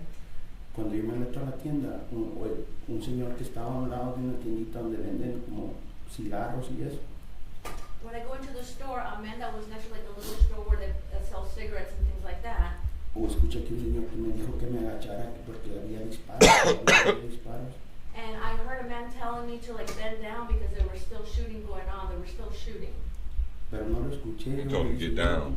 Busco a mi sobrino, busco a Iván. But I didn't listen to him. I said, I'm looking for my nephew. I'm looking for Ivan. Entonces cuando me meto y voy por como para los refrigeradores. And so that when I go in and I go to like where the refrigerators are. Yo escuché que lloraban del lado de la cocina donde venden los tacos. I heard that they were crying from the side of the kitchen where they sell the tacos. Oh, yeah. So mind you, this is a gas station. In Texas, they got a lot of gas stations that sell tacos. So they have like a little some of them be like around the corner, like a ducked off spot. If you've been into them, you know what I'm talking about. Some of them might be right in the front, you know, kitty corner to the counter, or right along the counter after the registry for the gas station store. It might be another, you know, a counter where you order, and then it's a kitchen back where you order. Some of them so big, I ain't gonna say so big, but some of them might have a sitting area. They have that much space that they'll have a sitting area for you to eat your tacos there. You know what I'm saying? So it's like a restaurant inside the gas station. Some of them, you know, they get into like having those tacos, like that's probably one of their main source of income with the gas in the little vittles, zooms and wham whams, whatever you call it, the little gas station snacks. Like tacos probably a big draw too, especially on lunch breaks and late night. Like if like you see right here in the video, they there at night. It's probably not even late night on a 12 a.m. or 1 a.m. It might just be 10:30. You know what I'm saying? 9:30. Ya, pues yo pensando que mi sobrino tal vez haya estado escondido. And I went over there because I thought, well, maybe my nephew was hiding. Pero no, solo vi una muchacha y un hombre que estaba herido y la muchacha era la que estaba llorando. But no, there was just a young woman there and a man who was hurt, and the woman was the one who was crying. Cuando yo regreso de ese mismo lado de los refrigeradores, yo regreso a la cocina y fue cuando... When I come back from that side of the refrigerators, I go back to the kitchen, and that's when... Es cuando miré a mi sobrino tirado boca abajo, lleno de sangre. And that's when I saw my nephew on the floor facing down, full of blood. What goes through your mind and what do you feel at that point? ¿Qué pasa por la mente de usted y qué siente usted en ese momento? Pues es algo que no se puede describir con palabras. It's something that, well, you know, you can't describe it with words. What did you proceed to do? ¿Y qué fue lo que hizo usted? Yeah, you can't describe that. Like that's I ran over to my a nephew. big L. Yo lo único que le decía, a lo mejor es tonto de mi parte, pero yo le decía que no se muriera. And then the only thing that I would tell him, I mean, maybe it's silly from me, but I told him not to die. What the hell? Man. That was crazy. That statement right there, that's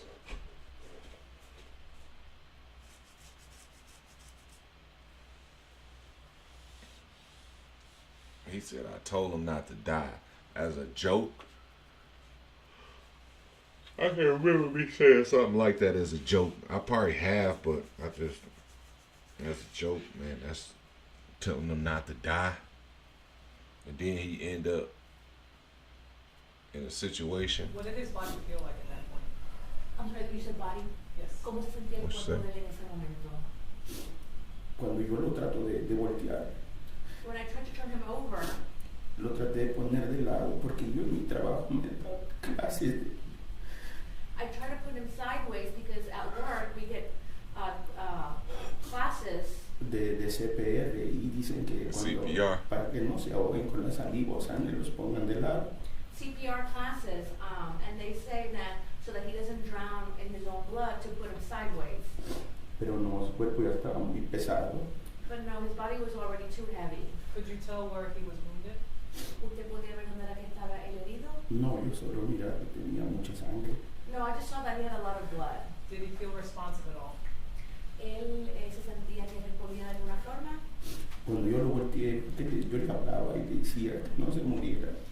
When I turned him over, because I would talk to him and I would tell him, don't die. No sé si él todavía estaba vivo o estaba muerto, pero cuando yo lo volteo, él abrió como los ojos, pero cuando él abrió los ojos, And I don't know if he was alive or if he was dead, but when I turned him over, he opened his eyes, and when he opens his eyes, y le salió mucha sangre por la boca. a lot of blood came out of his mouth. What happens next? ¿Y qué pasa después? Yo a lo lejos miré, como yendo al baño, Solo miré los pies de Rafael. And at a distance, I saw him like going to the bathroom. I just saw Rafael's feet. Y el otro muchacho que quedó sentado. And the other guy that was sitting down. Okay, what did you proceed to do next? ¿Y qué hizo usted después? Yo al momento hice la llamada al 911. At that moment, I called 911. Okay. Prior to testifying today, did you have an opportunity to listen to that 911 call? Antes de declarar el día de hoy, ¿tuvo oportunidad de escuchar esa llamada al 911? Sí. Yes. And was that a correct and accurate recording of 911 call you made that day? ¿Y esa fue una grabación cierta y correcta de la llamada al 911 que usted hizo ese día? Sí. Yes. Your Honor, permission to publish State Exhibit number 3, which has previously been admitted.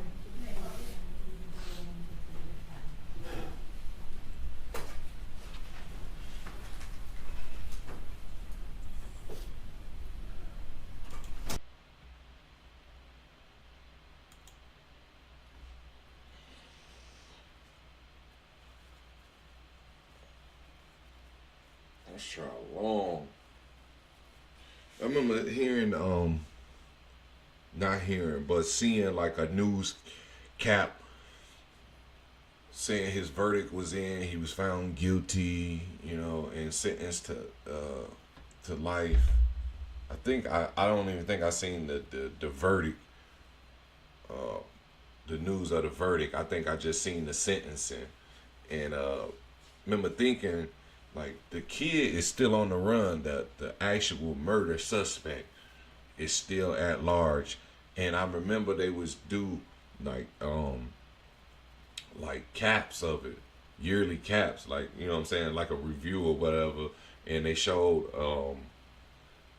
one of the victims' family. I can't recollect the name. I wish I did some research before I actually brought this up. But they was like it was like a mother and a daughter, and they was there like on scene or somewhere, and holding his picture and saying like what he was doing that night, and he wasn't into no gang life or whatever. And the picture you see is one of those ones where the Hispanics they get dressed up in them like the nice cowboy looking shirts with the buckle and the rock revival jeans with the boots on, you know, and a cowboy hat, and they be, you know, they go to them parties. It's one place right here off John Carpenter Freeway they go to all the time. It's called like the Palace. And they get dressed up like that. But like they would do recaps of this story, of this offense, and they would show like the suspect, the murder suspect, is still at large. And even to this day, I don't see no update that they apprehended him. Well, this is his daddy's trial, his father's child. They trying to say his father had acknowledgement, like he had knowledge that his son was gonna do this, and they saying like just pay attention to his actions. His actions were when he came out from buying Advil, aspirin. At the counter, he went back in the truck and was talking to his son for about 43 seconds. Then his son got out and he moved around. He moved around, and then, you know, his son took the war, whatever, and they moved around, I would say, to the front of the store, and his son went in. But he trying to say, I guess, that he had no knowledge of it, because that's what his lawyer came with the opening argument about, that he woke up a couple days later to someone saying he was on the news. And he didn't. That was his first acknowledgement of something happening at the gas station.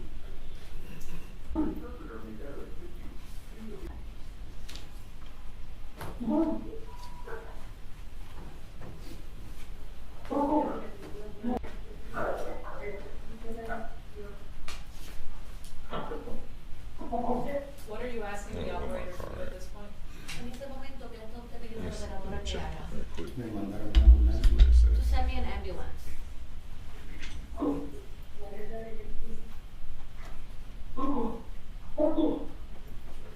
You're saying Paco. Who is Paco? Usted diciendo Paco. ¿Quién es Paco? Iván. Ivan. Was that his nickname? ¿El apodo de él? Sí. Yes. ¿Me puede mandar una ambulancia, por favor?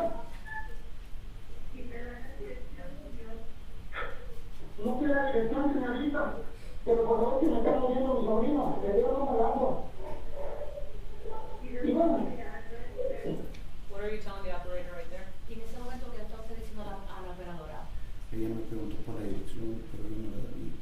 She asked me for the address, but I didn't know it. What are you concerned with at that point? Y en ese momento, ¿qué es lo que le preocupa a usted? Sobrino. My nephew. Y mi mamá, porque ella estaba afuera. And my mom, because she was outside.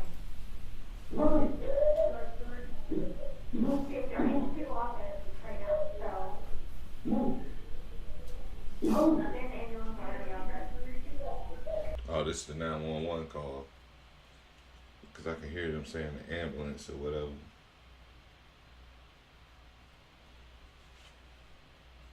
Por favor, una ambulancia. No sé la dirección. Ayúdenme, por favor, una ambulancia. Iván. Bajo. What happens next? ¿Qué pasa después? Después llegaron los policías y me quitaron ir con él.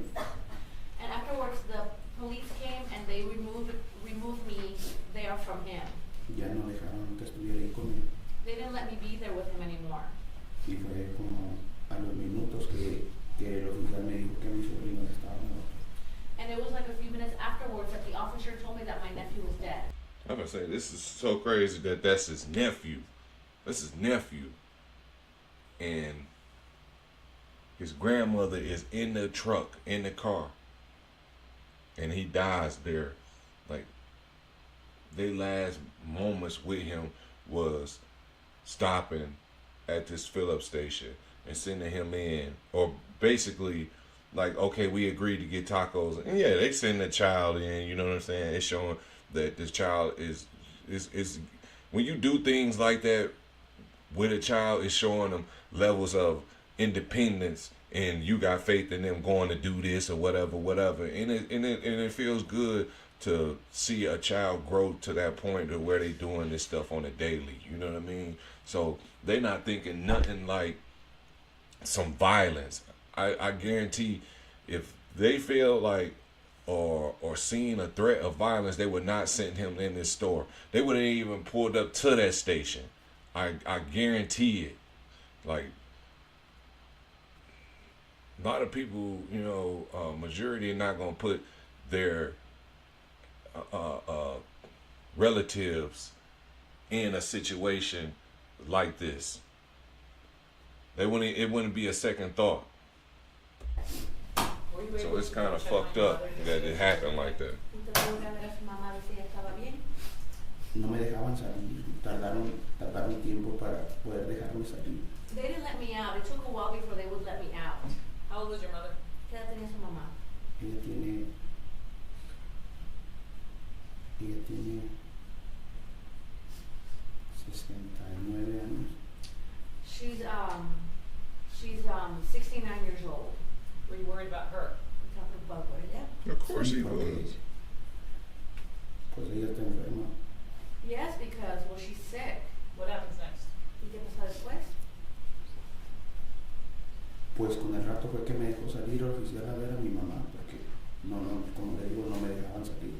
Well, it was a while afterwards when the officer let me go see my mom, because like I said, they would not let me go out. At some point, were you able to leave the gas station? Eventualmente usted se pudo ir a la estación de gasolina. No, solo nos tuvieron ahí a mi mamá y no dejaban pasar a nadie. No, they had me and my mom there, and they did not let anybody get through. Later on, did you go to the Garland Police Department? Pero más tarde usted fue al departamento de policía de Garland. Sí, me llamaron a mí con otras personas. Yes, they called me with other people. And you were interviewed there? Y te entrevistaron ahí. Sí. Yes. May I push the witness, Your Honor? Maybe so is necessary to know this testimony. We're showing you what's been previously entered, State Exhibit 7. What is this? Estoy mostrando lo que está marcado ya como elemento de nuestro estado. ¿Quién es? Iván. Ivan. Is this a picture of him when he is deceased at the medical examiner's office? Y esta es una foto de él cuando él ya está fallecido en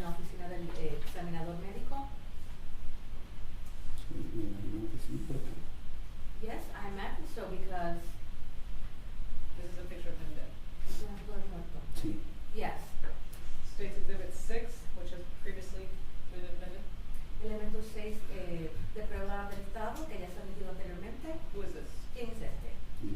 Ivan. When he was a what? ¿Cuando estaba vivo? Yes. Where was this picture taken? ¿Dónde se tomó esta foto? En su casa con su mamá. At his house with his mom. Okay. States Exhibit 5, which has also been previously admitted. Who is this? Elemento de prueba número 5 que ya se ha metido. ¿Quién es este? Rafael. Rafael. Is this a picture of him dead? ¿Es una foto del muerto? Sí. Yes. States Exhibit 4. Who is this? Elemento de prueba número 4. ¿Quién es? Rafael. Rafael. This is a picture from the what? ¿Una foto de you? Yes. Okay. Permission to publish Exhibit 6 and 4, Your Honor. States Exhibit 6, Rafael, I'm sorry, Ivan, and States Exhibit 4, Rafael. What kind of relationship did you have with your nephew? ¿Qué tipo de relación tenía con su sobrino? Pues normal, la de un sobrino y un tío, nos llevábamos muy bien. Well, normal, you know, a nephew and an uncle, we got along very well. Y digo normal porque creo que, no sé, pero yo con todos mis sobrinos me llevo muy bien. And I said that it's normal because I don't know, I mean, I get along really well with all my nephews. Pass the witness. Thank you. Sir, you said you get along well with all your nephews. I even had a brother too, right? Sí, usted dice que usted se lleva bien con todos sus sobrinos. Iván también tiene un hermano, ¿verdad? Sí. Yes. Okay, and you said they called him, his nickname was Paco? ¿Y usted dice que el apodo de él era Paco? No, no puedo porque él desde chiquito le decíamos Iván, Iván, y él decía, no me digan Iván, yo me llamo Paco, pero fue desde muy pequeño. No, not a nickname. It's that when when he was really little, we would call him Ivan, but he said, no, don't call me Ivan, call me Paco. But he was really little. All right, but when he's big, like now, they call him Trap, right? That was Trap, counsel? Yeah, they also call him Trap, don't they? Y de grande también le decían Trap, ¿verdad? No sé. I don't know. So you don't know if he goes by Trap? ¿Usted no sabe que le dicen Trap? No. No.